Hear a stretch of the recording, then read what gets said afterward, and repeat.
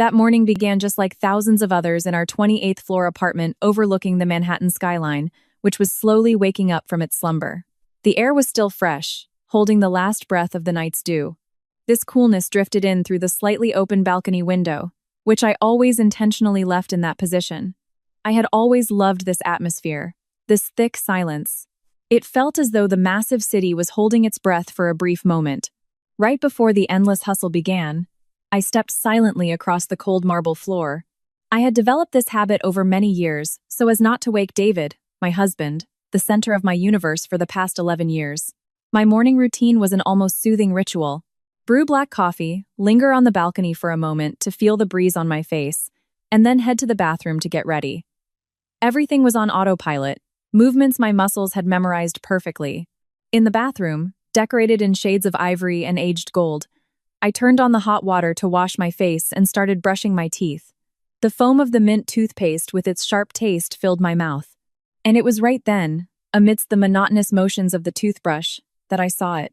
David's cell phone was lying on the marble vanity next to an almost empty bottle of liquid soap. His screen, previously pitch black, suddenly lit up, emitting a light that pierced my eyes in the dimness of the bathroom. A notification popped up on the lock screen. It was not a message from a workgroup chat or a meeting reminder. The sender's name was unfamiliar to me. It was a name I had never heard David mention. Jessica. And below that name was a short sentence. A sentence that was enough to make my world come to a screeching halt. I cannot wait for our weekend at the lake house, the wine, and that high-end lingerie I bought. Counting down the days, the movement of my hand stopped dead. The toothbrush was still in my mouth, but I could not feel anything anymore. The fresh mint foam now took on a strange bitter taste, slowly dissolving and running down the corners of my lips. My eyes were glued to the phone screen. I reread the phrase over and over, as if looking for a different meaning, an alternative possibility, even the slightest hint of a misunderstanding. Our lake house. Lingerie. Every word was a nail driven straight into my heart. Through the frosted glass door of the shower, I heard the sound of water. David was taking a shower. I could hear him quietly humming. It was an old jazz tune he always played in the car. The sound of the falling water and his carefree humming felt like a mockery. I stood there, paralyzed by the proof of betrayal unfolding before my eyes with brutal clarity. And he, just a few feet away from me, was starting his day without any burden, completely unaware that his world, our world, had just suffered an irreversible crack. The phone screen went dark again, but the sentence was already imprinted in my brain, burned into my retinas. I did not need to unlock his phone. I did not need to know more. What I felt in that moment was not an explosive shock. Rather, it was a confirmation. The feeling that the final piece of a terrible puzzle, one I had tried so hard to ignore, had finally fallen into place. Over the past few months, there had been many little things that seemed strange to me. David had started staying late at work more often, using sudden meetings as an excuse. Unexpected business trips to Boston or Miami were announced so abruptly that I barely had time to ask for details. His phone, which he used to toss anywhere, was now always placed face down on the table or securely hidden in his pants pocket. He even took it with him when he went to the bathroom. A new password had appeared on his laptop, which I previously could use at any time. But what hurt me the most was his gaze. His eyes, which used to look at me with warmth, with the feeling of coming home, now often slid past me, as if I were just another piece of furniture in the apartment. Like a painting on the wall that no longer attracts attention after being looked at for too long. I often tried to calm myself down. "Don't be paranoid, Sarah," I would whisper to myself during sleepless nights waiting for him. "Everyone gets tired. Marriage takes effort. Do not create problems out of thin air." Now, standing in front of the sink with a mouth full of toothpaste, I wanted to go back in time and scream at myself. "Don't be a fool, Sarah. Stop making excuses for him." I turned on the faucet, quickly rinsed my mouth, and washed my face with cold water. My hands did not shake as I dried off with a towel. Oddly enough, I felt an emptiness, a cold and vast void. It felt as if my soul had detached from my body and was observing everything from the corner of the room. I watched myself continue my routine, applying moisturizer, a little powder, a neutral shade of lipstick. It all felt like a theatrical performance. When I walked out of the bathroom, David was already dressed. He stood in front of the large mirror in our bedroom, adjusting a navy blue tie. He saw me in the reflection and smiled. The same smile as every morning. A smile that now seemed to me the most disgusting mask I had ever seen. "I have a conference with clients in Boston this weekend, honey," he said, adjusting his shirt collar. "I probably won't be back until Sunday evening. Will you be okay by yourself?" I nodded slowly. My voice sounded much steadier than I expected, without emotion, without a tremor. "Of course. Do not forget to pack a warm jacket. The nights in Boston can be chilly." I did not ask about Jessica. I did not ask about the lingerie. I did not want to ruin the performance he had so carefully staged, because in my cold and empty mind, something else was beginning to take shape. A plan, a counterattack strategy. And until everything was perfectly prepared, I would not say a word. I was going to play my role flawlessly too, just as he did. That morning I became the best actress in the drama of his betrayal. I gave him the smile of a loving wife, even though the love that once burned in my heart had now turned to cold ash. And from that ash, something harder and sharper was beginning to grow. That evening felt longer than usual. The hands of the wall clock moved with agonizing slowness. Every tick echoed in the silence of the apartment. David came home on time with a box of pastries from my favorite bakery. A small gesture that, in other times, would have warmed my heart. But that evening, it felt like an empty formality, an attempt to hide his lies behind the sweetness of chocolate and cream. We ate dinner together, chatting about trivial things, his work at the office, the new project I was buried in, the ever-worsening New York City traffic. Outwardly, everything seemed normal. The facade of a happy marriage that we played so masterfully. I turned into a meticulous observer. I watched David place his phone face down on the table, watched his eyes occasionally dart toward the device, as if drawn by an invisible magnet. I observed his smile, which never quite reached his eyes. Every minor detail was yet another piece of evidence reinforcing the certainty that had settled in my mind that morning. David had a habit. Every Thursday night, after playing tennis with his friends, he would come home, drink 2 glasses of bourbon, and go to bed. It was his stress relief ritual. And I knew that after those 2 drinks, he would fall into a deep sleep, sinking like a stone, dreamless, completely deaf to the world around him. That evening was a Thursday, a coincidence that felt like fate. I waited until his breathing became steady and deep, the faint smell of bourbon mixed with the scent of soap in the cool air of the air-conditioned bedroom. I lay next to him, staring at the dark ceiling, letting my wildly racing heart slowly return to its normal rhythm. It was time. Like a thief in my own home, I got out of bed with extreme caution. I walked over to his side of the bed. His phone was charging on the nightstand. The white cable was plugged into the outlet like an umbilical cord giving it life. I slowly unplugged it. I knew his fingerprint, his right index finger. For years, I had unlocked his phone to set an alarm or answer a call while he was driving. An action that used to be based on trust was now the key to his Pandora's box. I took his relaxed hand. His skin was warm. For a moment, a fleeting memory washed over me. The very first time this hand held mine, so tightly, so confidently, I quickly pushed the memory away. This was no time for nostalgia. I gently pressed the pad of his index finger against the scanner. Click. The screen lit up, revealing perfectly sorted apps. My heart beat a little faster. There was no going back now. I did not go straight to his messaging apps. I started with the photo gallery. I scrolled through hundreds of photos of us together. Vacations in Miami, my birthday party. Candid shots he took when I was not looking. They all felt like relics from another person's life. And then I found his hidden folder. It took me a couple of tries to guess the password. His birth date turned out to be far too obvious. Inside was another world. The world of David and Jessica. Their selfies in the car, photos in dimly lit coffee shops, and the most painful of all, a photo of them together in front of a wooden house that looked very familiar. Our lake house in the Adirondacks. The very one we bought 2 years ago using my corporate year-end bonus as a wedding anniversary gift. The place where we were supposed to build our shared memories. He was already building them, just not with me. There was even a photo of Jessica alone, smiling triumphantly at the camera, wearing one of David's dress shirts. Nausea rose in my throat. I swallowed it down and continued. After the photos, I opened his messages. Their text thread was a novel of betrayal.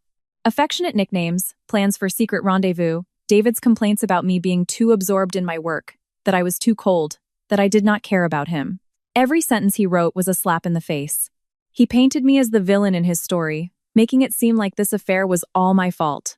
And then I found more information about Jessica.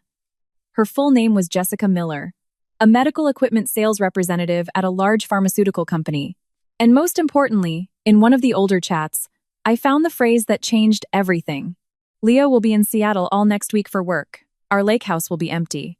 Leo, her husband, that meant Jessica was a traitor too. This was not just a problem between me and David. There was another wounded person in this game.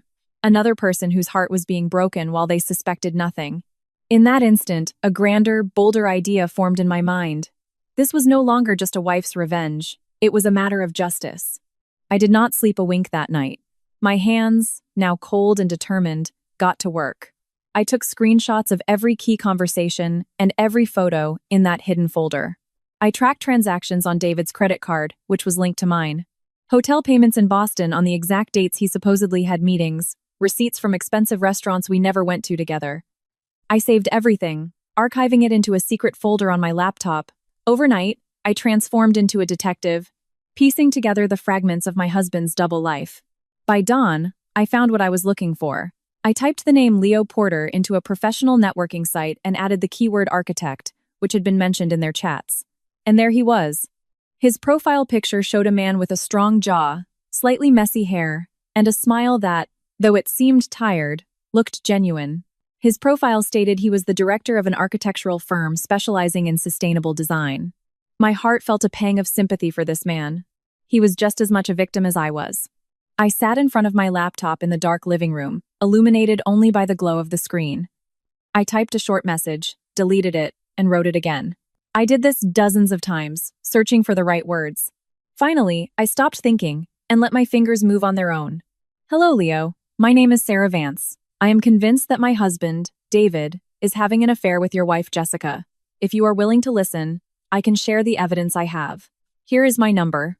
I stared at that paragraph for several minutes. My finger hovered over the send button. This was the point of no return. I took a deep breath and clicked. The message was sent. David's phone was already back in its place, as if no one had ever touched it. The morning sun began to peek through the New York City skyscrapers. A new day had begun, and my war was about to break out.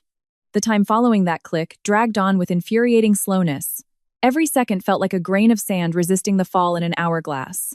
I walked back into the bedroom, placed David's phone exactly where it had been, and returned to the living room. I sat on the soft couch, but my body was entirely tense. My morning coffee, usually so delicious, now left only a sour taste on my tongue. Outside the window, the city began to stretch. The distant sound of a car horn, the hum of engines starting. Everything sounded detached and muffled, as if I were inside a soundproof bubble. I gripped my phone tightly in my hand. It felt as heavy as a grenade with the pin pulled out. All I could do was wait. Wait for the explosion, or the absolute worst outcome, that nothing would happen. What if Leo did not believe me? What if he thought I was a crazy, jealous woman trying to ruin his marriage? Or worse? What if he called Jessica to check, and Jessica told David everything? My plan would crumble before it even started. I would look like a fool, a pathetic figure. Thoughts swarmed in my head like a flock of crows. I tried to chase them away by turning on the TV and opening my laptop to check work emails. But it was all in vain. My concentration was shattered. The numbers in my spreadsheets, which usually seemed so orderly and logical, now danced around meaninglessly. Sarah Vance, Chief Financial Officer, known for her calm demeanor and ability to control the most complex situations, now felt she had lost control over the only thing that truly mattered: her own life. An hour later, David emerged from the bedroom. He wore an immaculate light blue dress shirt. His damp hair was slicked back. He gave me a light kiss on the forehead, a gesture so automatic that I barely felt it. "I am heading out," he said. "I will call you when I get to Boston." "Drive safely," I replied, forcing a smile. As he walked to the door, I felt an overwhelming urge to scream at him, to confront him with all his lies right that second. But I held back. Hot, explosive anger was a luxury I could not afford. My anger was cold, freezing.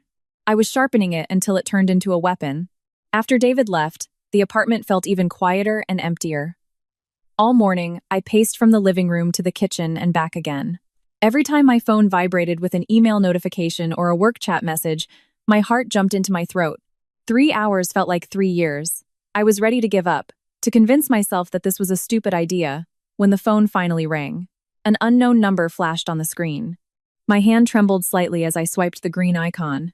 I stepped out onto the balcony to get some fresh air and calm my wildly beating heart. "Hello," I said, trying to make my voice sound normal. There was silence on the other end, just heavy breathing. Then a male voice answered, deep and exhausted. "This is Leo Porter. I got your message." His voice was exactly as I had imagined it. Outwardly calm, but I could hear a hidden tremor, the tremor of a foundation that had just cracked. "Thank you for calling," I said. "Is this some kind of sick joke?" he asked directly. No preamble. I liked that. "I wish it were," I replied. My throat was dry, but I am afraid it is not. I have proof. Messages, photos, even their plans for this weekend. I heard him take a heavy sigh. The sigh of a man whose world had just been turned upside down. This weekend, Jessica told me she was going to the Adirondacks for a corporate retreat with her coworkers. His voice sounded as if he were talking more to himself than to me. "My husband told me he was going to a client seminar in Boston," I countered. "They are planning to meet at our lake house in the Adirondacks." The mention of the Adirondacks hit like a physical blow. The silence on the phone grew thicker. A lake house. The lake house I bought. The lake house you probably designed. We were both betrayed in a space that rightfully belongs to us. "What do you want?" he finally asked. There was hesitation in his words. This was the decisive moment. I took a deep breath and gathered all my courage. "I want us to catch them there together. Before they even have a chance to uncork the wine or take off their jackets." Silence again. I could picture Leo on the other end of the line, weighing my words. A crazy request. A scene straight out of a movie. I was prepared for him to refuse, to write me off as a lunatic. "I don't want to cause a scene," he said after a moment. "I do not want screaming matches." "Neither do I replied quickly. "I just want them to see us. I want them to face the truth without any room for new lies or excuses." I heard him breathing again, feeling the internal conflict tearing at him. The desire to run away from this bitter reality fought against the urge to look it dead in the eye. "All right," he finally said. That single word sounded heavy. It was filled with resignation and resolve. "But let us meet first. I want to see everything you know with my own eyes." A wave of relief washed over my body, making my knees weak. I was not alone. I had an ally. "Of course," I said. "When and where?" We agreed to meet the next day, Saturday morning, at a small diner off Interstate 87 on the way to the Adirondacks, neutral territory halfway between our shattered worlds.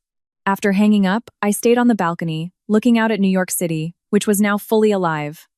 My mood had shifted. The emptiness I felt in the morning was now filled with a clear purpose, a strange alliance forged in identical pain. We were two strangers united by betrayal, and we were going to face this storm together. On Saturday morning, the sky was gray, as if even the weather could feel the tension lingering in the air. I drove alone on the busy highway. The music that usually accompanied me on road trips now felt like a frustrating distraction. So I turned off the radio. The only sound was the hum of tires on the asphalt and the steady purr of the engine. My mind was racing. I ran through every possible scenario of what might happen when I met Leo. I arrived at the diner half an hour early. It was fairly crowded. Families heading out for weekend getaways, and travelers stopping to rest. I chose an inconspicuous booth in the corner, ordered a black coffee, and took a seat with a perfect view of the entrance. I could see everyone coming and going. Every time the door opened, my heart beat a little faster. At exactly 10 o'clock, a tall man in a light brown jacket walked in. His stride was determined, but his shoulders were slightly hunched, as if he carried an invisible weight. I recognized him instantly from his profile picture. Leo. The exhaustion in his eyes was much more palpable in person. He looked around, and his eyes met mine. A flash of recognition crossed his face. I gave a slight nod. He walked over to my booth and sat down across from me without a word. No formal greetings, no introductions. We already knew each other in the most bizarre and painful way possible.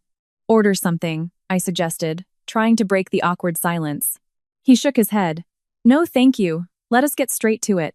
I sighed and pulled my phone out of my purse. I placed it on the table between my coffee cup and a small bottle of hand sanitizer. I opened the gallery, navigated to the folder I had prepared, and slid the phone toward him. "Here," I said quietly. Leo stared at the phone for a few moments before picking it up. He had large, strong hands, the hands of an architect, a man who builds things. The irony was cruel. The hands that had built so much were now forced to hold the evidence of what had been destroyed. He started swiping the screen with his thumb. I watched his face closely. I saw his jaw clench as he read the affectionate text between David and Jessica. I saw a muscle twitch in his temple at the sight of their selfies, smiling happily together.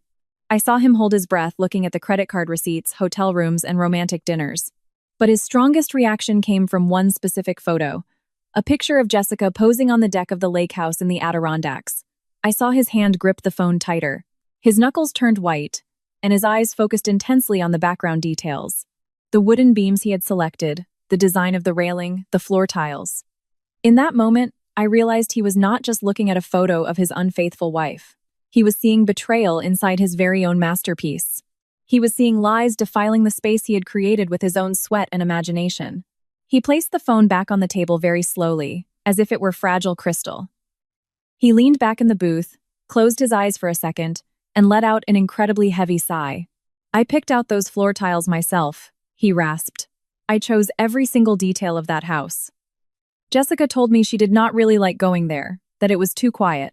He let out a dry laugh, completely devoid of humor. "Turns out, she just did not like going there with me." Silence enveloped our booth. I gave him time to process it all. I knew that pain. The pain of realizing that a place you considered sacred had been violated. "I suspected it," he spoke again, staring blankly out the window. "For a long time. She was growing distant, getting angry over little things, refusing to have serious conversations, refusing to see a marriage counselor. She always said I worked too much, that I had no time for her. Now I understand. She did not need my time because she was giving all of hers to someone else." It was my turn to share David's story. How the little lies piled up into a mountain, about my ignored feelings. About how our finances were stretched thin because of David's luxurious lifestyle, a fact he was completely oblivious to. We talked for almost an hour, not as two strangers, but as two people in the same boat, caught together in a storm of betrayal. We were no longer alone.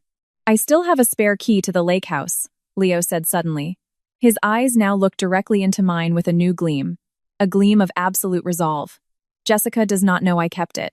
David thinks I am on a business trip in Seattle this weekend. She cannot even imagine that I am anywhere near upstate New York." "Then we will go first," Leo continued. "We will wait for them there.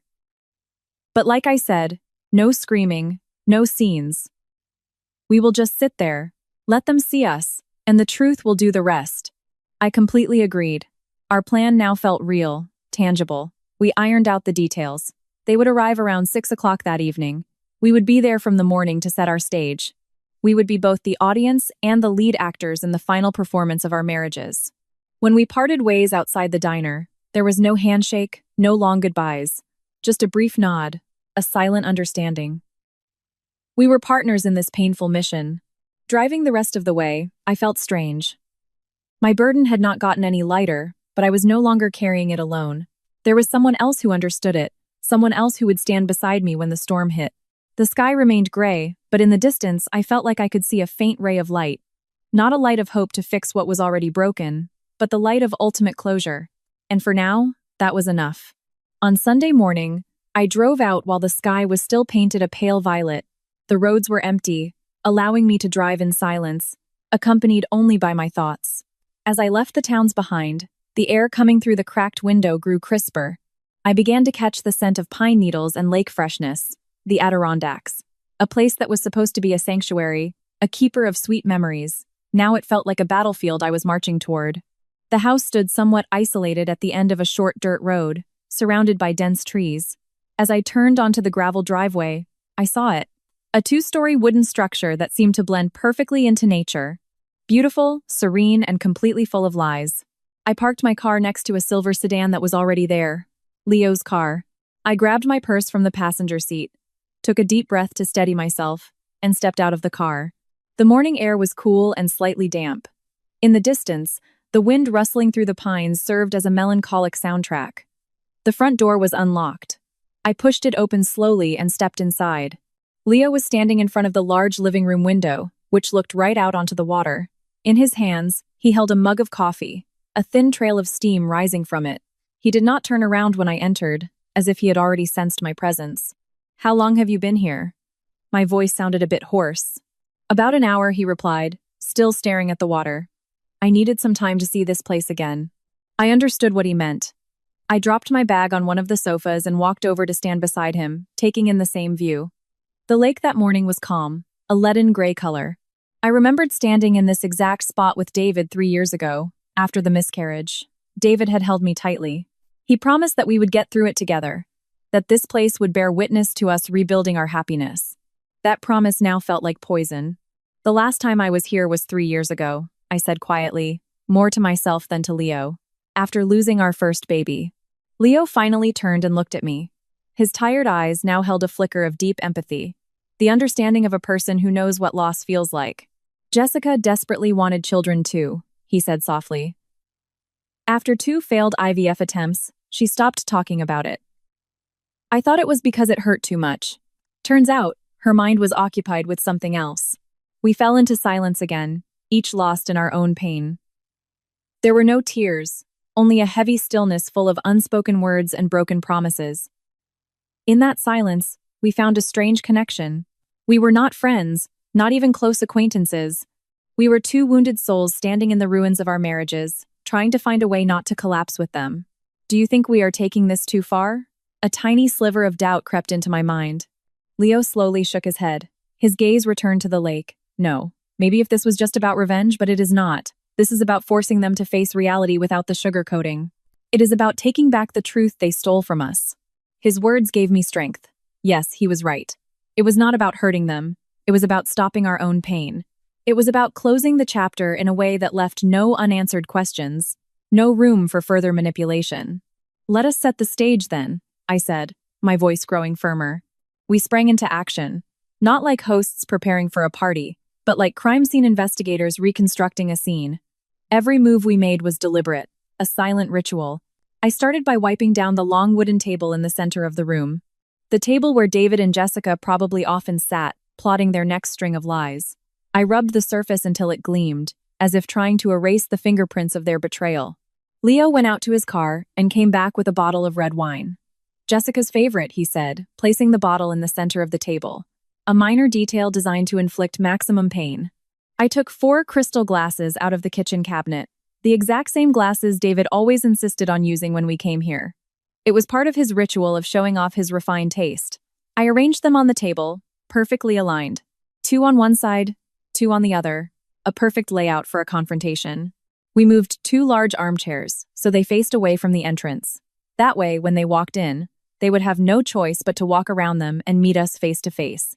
We were not going to ambush them from behind. We were waiting to look them dead in the eye. We adjusted the lighting in the room to be warm and yellowish, not too bright as to cause unnecessary tension, but bright enough so we could catch every nuance of the expressions that would soon cross their faces. We wanted to see everything.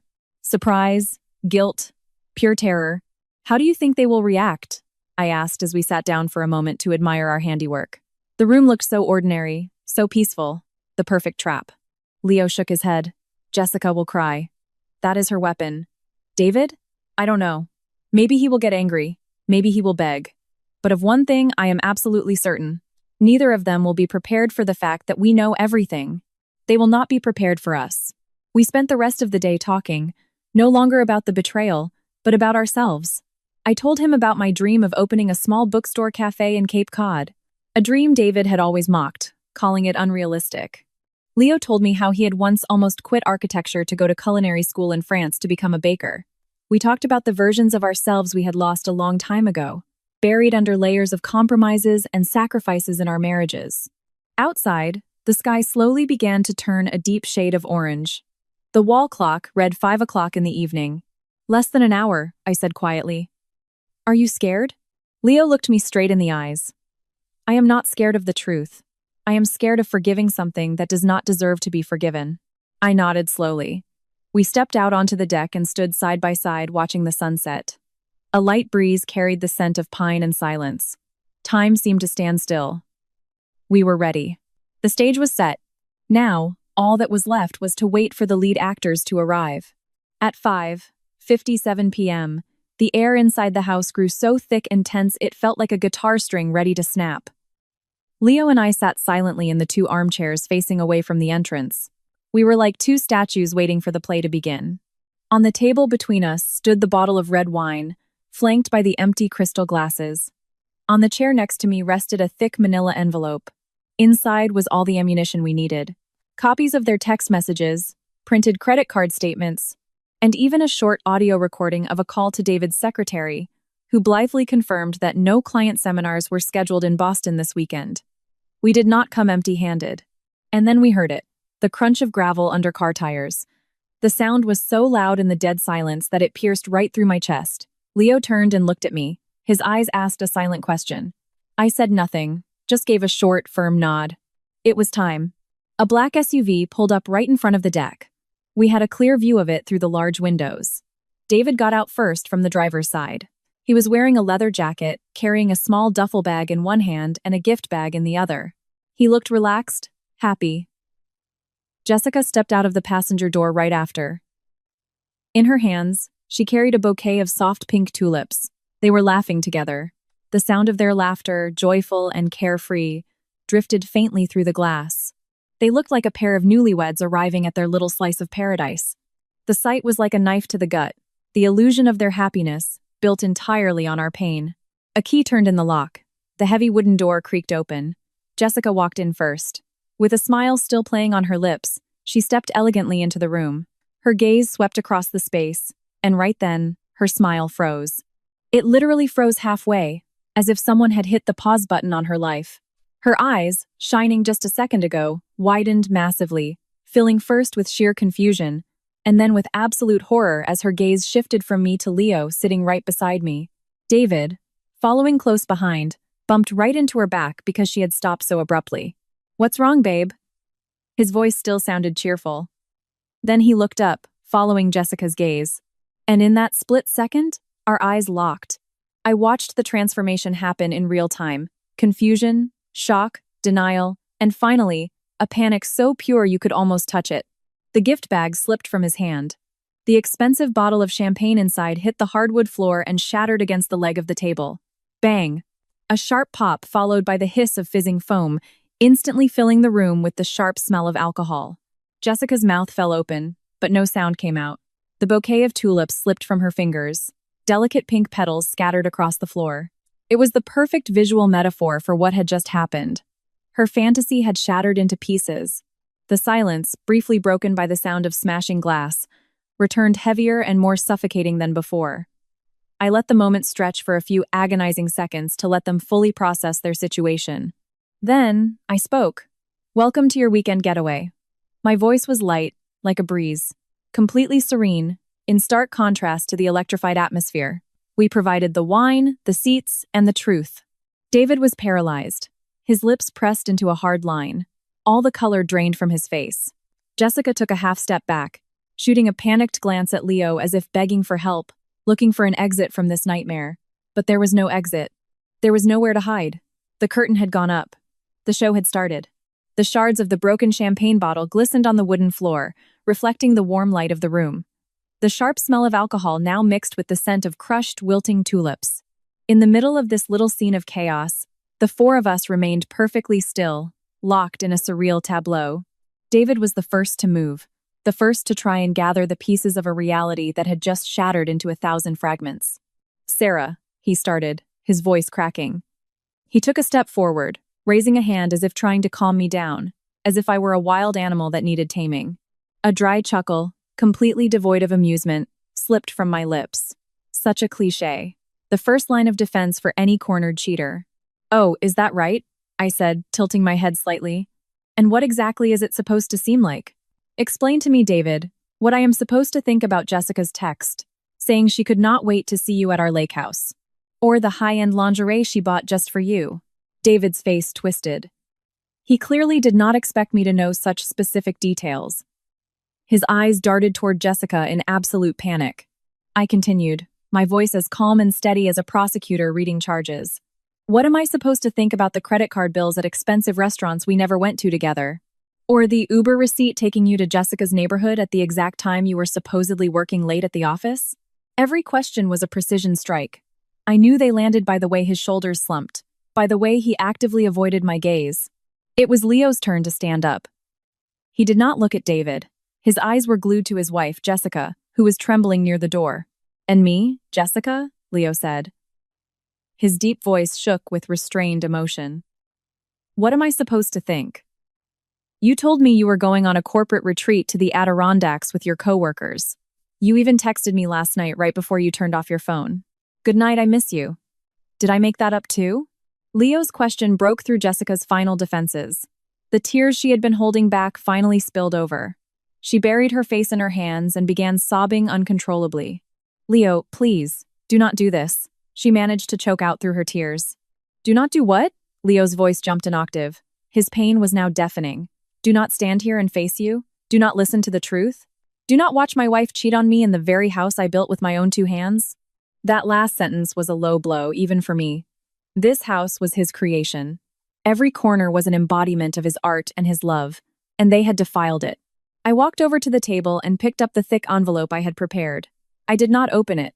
I just tossed it onto the table with a loud enough thud to command their attention.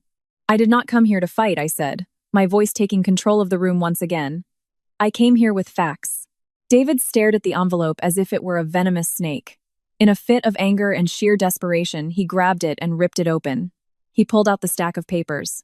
I watched his eyes scan the lines rapidly, watched his face contort as he saw printed copies of their text messages, the photographic evidence, the financial records.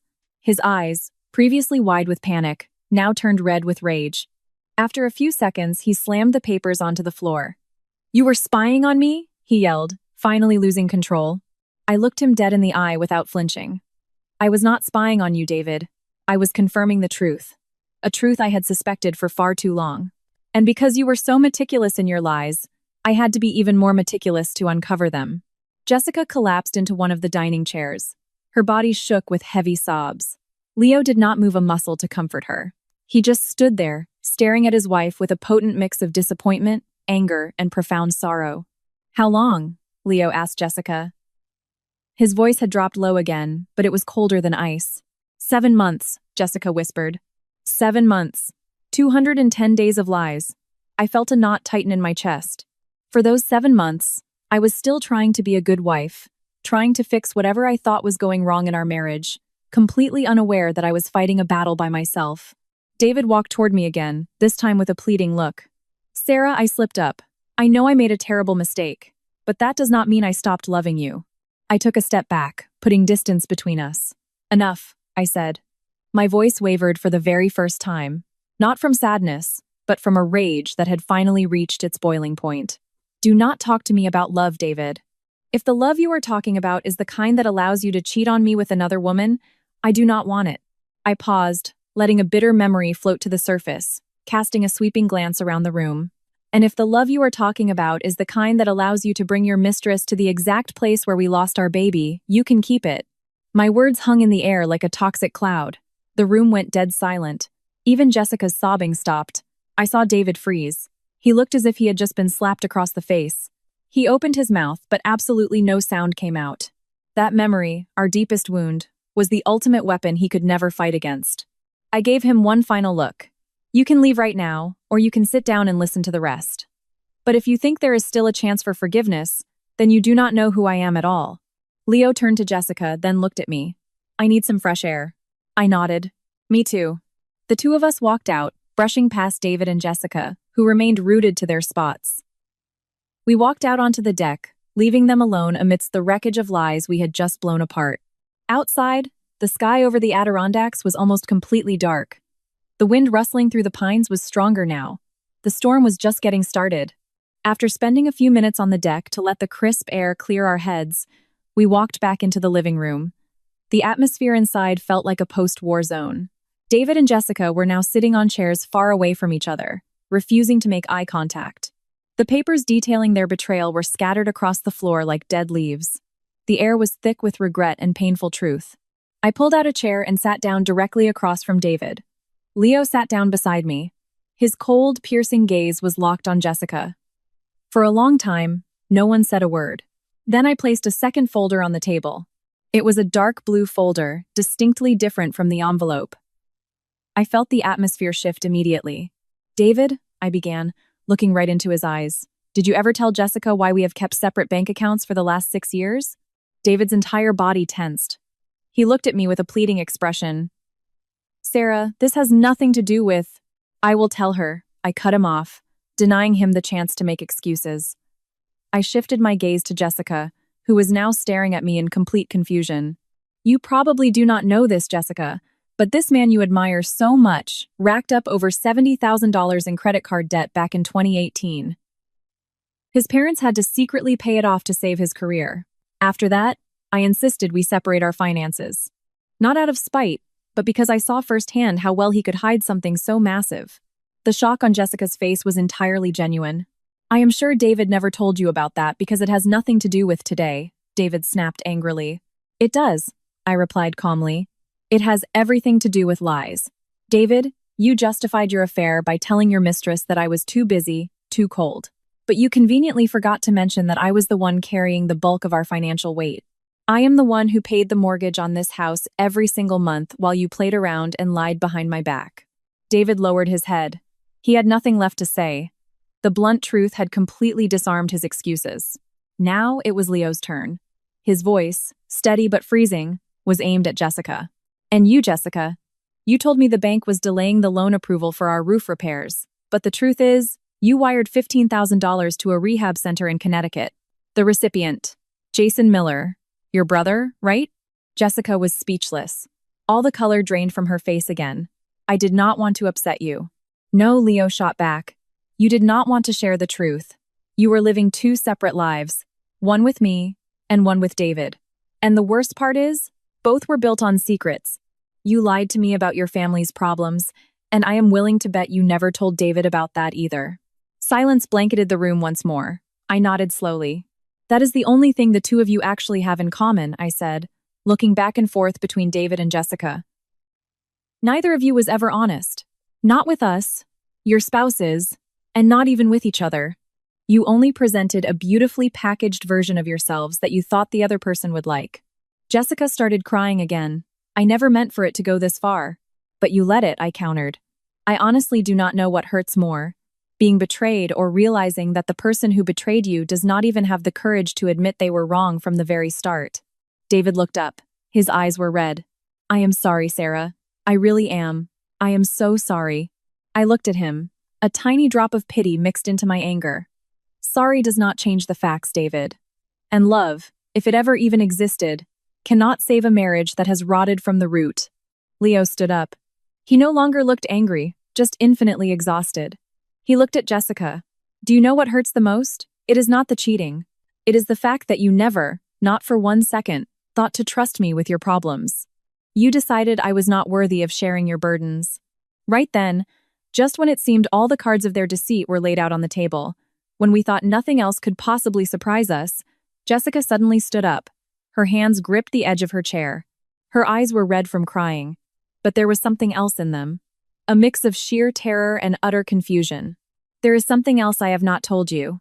Her voice trembled. Every eye in the room locked onto her. Leo frowned. David looked at her suspiciously. Jessica swallowed hard. Her eyes darted to David and then settled on me. I am pregnant. Absolute silence fell over the room. A silence so profound that the ticking of the wooden wall clock sounded deafening. Every second felt like a razor blade slicing through the air. David bolted out of his chair. What? What did you just say? Jessica nodded. Her lips trembled. I found out last week. I was going to tell you here, this weekend. She delivered that last sentence while staring directly at David. Leo froze. His expression was completely unreadable. Then he asked, his voice barely a whisper, is it his? Jessica turned to Leo. Tears streamed down her cheeks again. Yes, I am certain. David and I, we never used protection. My world seemed to flip upside down. For a few seconds, my mind went totally blank. Nobody had prepared us for this. There was no script. There was no contingency plan for a ticking time bomb detonating right in the middle of our confrontation. The revelation of a new life changed the entire dynamic, turning it into something infinitely more complicated and infinitely more painful. Jessica's confession hung in the thick air. The bomb had gone off without a sound, but the impact was devastating. A new life conceived in a sea of lies and destruction.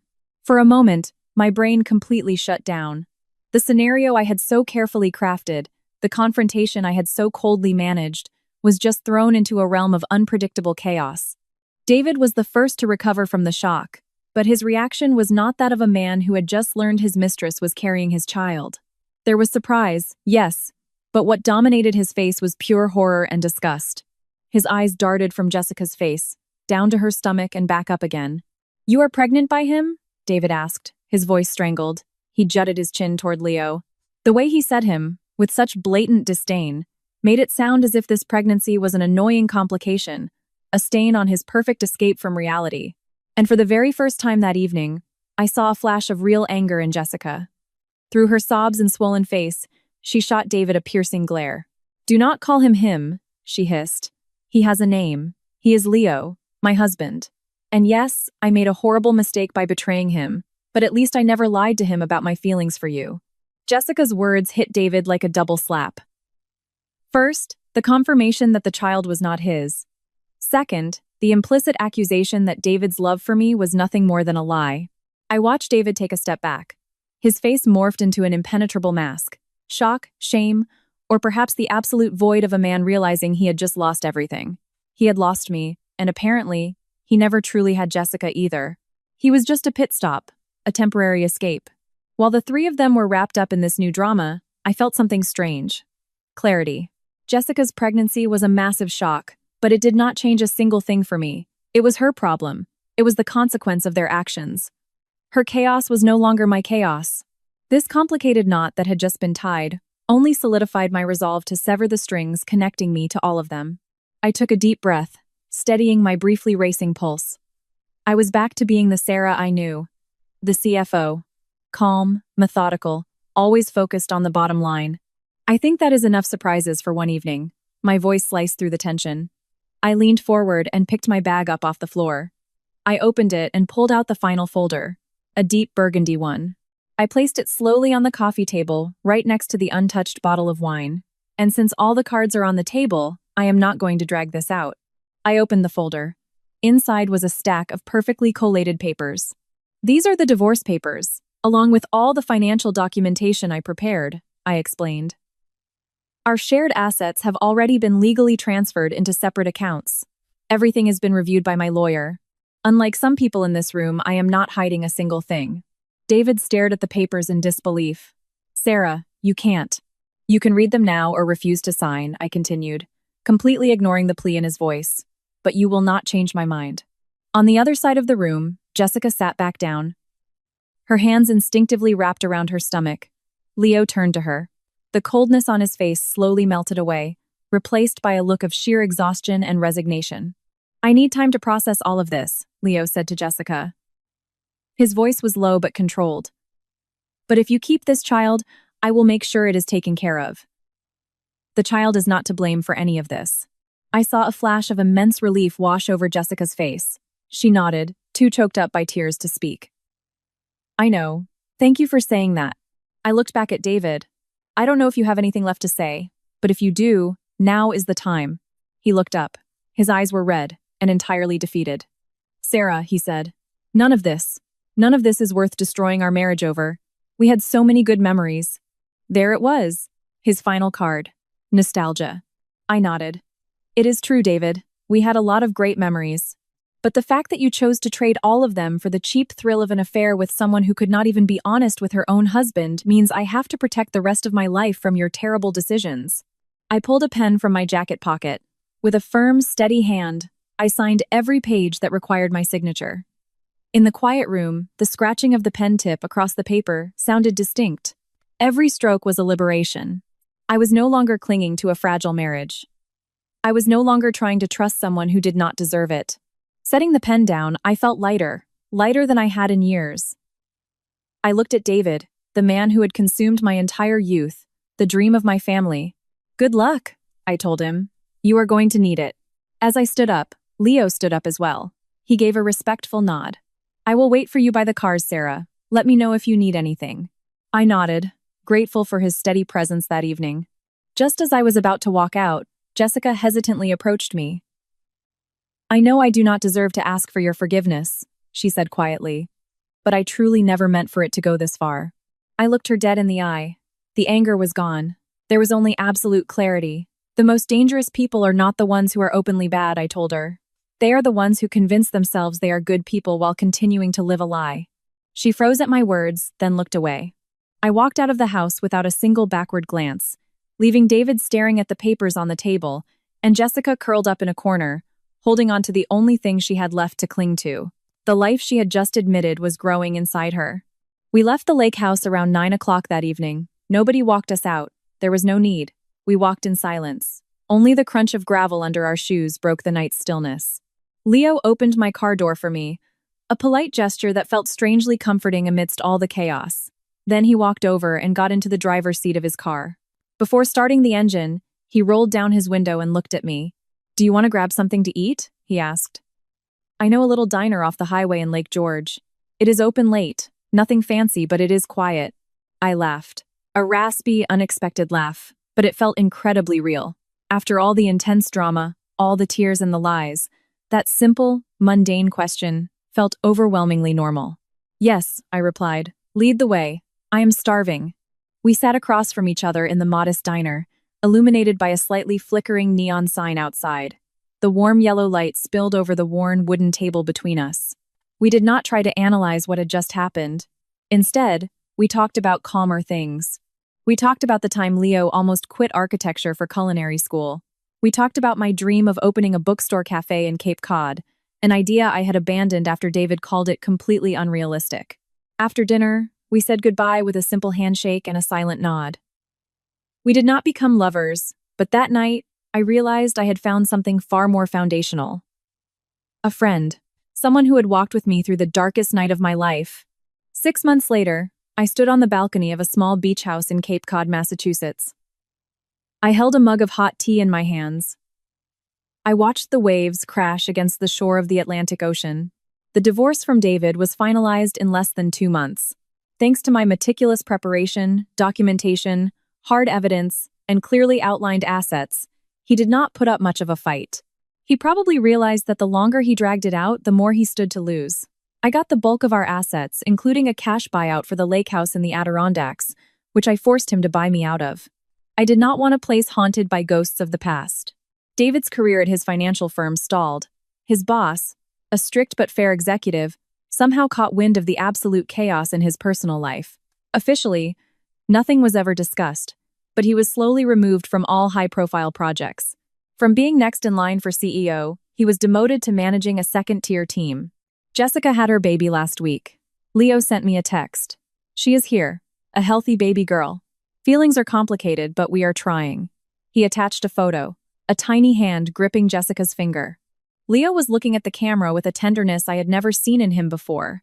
I did not know if they would ever get back together romantically, but it was clear that, however belatedly, they were learning to be honest with themselves and each other.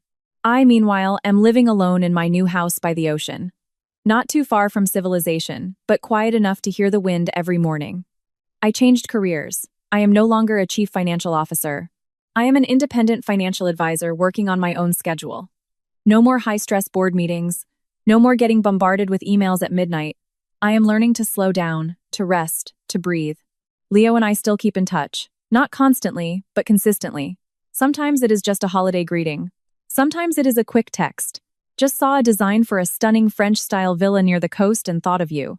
It is a masterpiece." And sometimes it is just a 15-minute phone call to ask, "How are you doing?" I do not need anything more. We survived one of the longest nights of our lives together. And even though neither of us has ever said it out loud, I know we are friends. The kind of friendship that needs no labels, that is understood with a single look. That day, I sat on my deck with a favorite book while a small speaker next to me played soothing acoustic guitar music. I did not think about David anymore. There was no more pain, no more regret. Just a peace as quiet as the ocean on a windless day. I survived what once felt impossible. And most importantly, I found myself again. David was a massive part of my world, but he was not my final destination. He came into my life to teach me an incredibly expensive lesson, to wake me up and make me realize that trust should never be handed to someone who does not know how to protect it. That love does not last when honesty disappears. And that blind sacrifice makes us forget our own worth. If someone were to ask me right now, "Sarah, do you have any regrets?" I would answer without hesitation, no. Because some people come into our lives not to stay, but to teach us when it is time to walk away. My story is not a tragedy. It is a journey of rebirth. From a betrayed wife, I transformed into a woman who stood her ground, healed herself, and learned to love herself again. Sometimes, losing something opens the door to something infinitely better. And I am endlessly grateful that I had the courage to walk away when it mattered most. 3 years, a span of time that feels like an entire lifetime, and yet, it feels like it all happened just yesterday. I sat on the porch overlooking the backyard, holding a freshly brewed cup of coffee and a half-filled notebook. From here, I could see my small garden. The cherry tomatoes were thriving, the bell peppers were starting to turn red, and the basil leaves released their fresh scent with every breeze. In the distance stretched the Atlantic Ocean, deep and blue under a crystal-clear morning sky. 3 years ago, on a day just like this, I was sitting in a lake house in the Adirondacks, waiting to blow up my own world. Today, I sit here in a new world that I built on those ruins. And this world feels infinitely more solid, more real. I rarely think of David anymore. Not because I actively try to suppress the memories, but because he simply does not take up space in my mind. The memory of him has faded into an old movie I watched a long time ago. I know the plot, I remember some of the scenes, but the emotions that were once so intense are now muted, replaced by a safe, comfortable distance. A few months ago, an old friend from New York City sent me a text. She had run into David at a real estate convention. She told me he looked different. Thinner, much quieter. He left his old firm a year after our divorce, and was now working for a mid-tier developer in Omaha, Nebraska. He had moved to a new city to start completely over from scratch. I read the text and felt nothing. No dark satisfaction that karma had caught up with him. No lingering sadness. Just a quiet realization. His story was no longer my story. He was a stranger I had once shared a bed with for years. I said a silent prayer that he would find peace. Not for his sake, but for mine. Because wishing him peace meant I was truly free. My connection with Leo has endured, evolving into a genuine and rare friendship. We video chat about once a month. His call caught me while I was watering the plants. His face popped up on the screen, sporting that same trademark tired smile. But now, there was a spark in his eyes that had never been there before. Behind him, a little curly-haired girl was running around and laughing. "This is Lily. She just learned how to pronounce my name properly," Leo said with a soft smile as Lily hugged his leg. "It took her 2.5 years to decide if I am Leo or Daddy Leo." I smiled warmly. "You look happy." "She is my entire world," Leo replied. He paused, and his expression grew a bit more serious. "Jessica and I tried. We are great parents to Lily. But as a couple, we realized you cannot glue back together something that is fundamentally broken. We decided to amicably separate 6 months ago. It is better this way. It is more honest. No more secrets, no more pretending. Just a partnership to raise our daughter." The news did not surprise me. Some cracks are just too deep to patch over. "I am sorry to hear that, but I am glad you found an honest path forward," I said. "Yes, honesty. A very expensive lesson," he noted. "And what about you, Sarah? Has any lucky guy managed to steal your heart out there on the coast?" "My heart is currently unavailable for theft. I am too busy owning it myself, and it is an incredibly satisfying feeling. My work as a financial advisor has given me a brand new purpose. I do not just help newly divorced women reorganize their finances. I listen to their stories. I see the exact same fear in their eyes that I once felt myself. The fear of the unknown future. The fear of being alone. And I can look them in the eye and say with absolute certainty, "You are going to be okay. You are much stronger than you think, and I am living proof of it." I have become a lighthouse for ships that got caught in the exact same storm I did. I turned my scars into a map so others could find their way back to themselves. As the sun began to dip toward the west, I closed my notebook and walked down to the beach in front of my house. I kicked off my sandals, letting the warm sand cradle my feet and the ocean foam wash over them. People often ask me, "Did you ever forgive David?" For a long time, I did not know the answer. But now I understand. Forgiveness was never the end goal. I did not need to grant him my forgiveness in order to heal. What I needed was acceptance. Accepting that it all happened. Accepting that I was once hurt so deeply. Accepting that the pain changed me forever. And most importantly, forgiving myself. Forgiving myself for not seeing the red flags sooner. Forgiving myself for being so terribly naive in love. Forgiving myself for believing I needed someone else to be whole. I no longer feel an empty void. I am completely whole on my own, but I am not lonely. My life might be quieter now, but it is infinitely more peaceful. It is filled with the little things. The smell of coffee in the morning. The joy of watching a garden grow. The laugh of a client when she finally buys her very first car with her own money. And, of course, the sound of the ocean waves, constantly whispering to me. The sky transformed into a massive canvas of orange, pink, and purple hues. For me, a new dawn broke a long time ago. And every single day, I am grateful for that sunrise because I know exactly how hard I fought to make it here. I do not look back anymore. The future stretches out in front of me, just as vast and beautiful as the ocean I am looking at. And for the very first time in my life, I am not afraid to explore it alone. Thank you all for watching. I hope this story sparked your interest in these social themes. If it touched you, please leave a like, comment, share, and subscribe to my channel. Let's keep spreading positivity and taking care of each other. Thank you.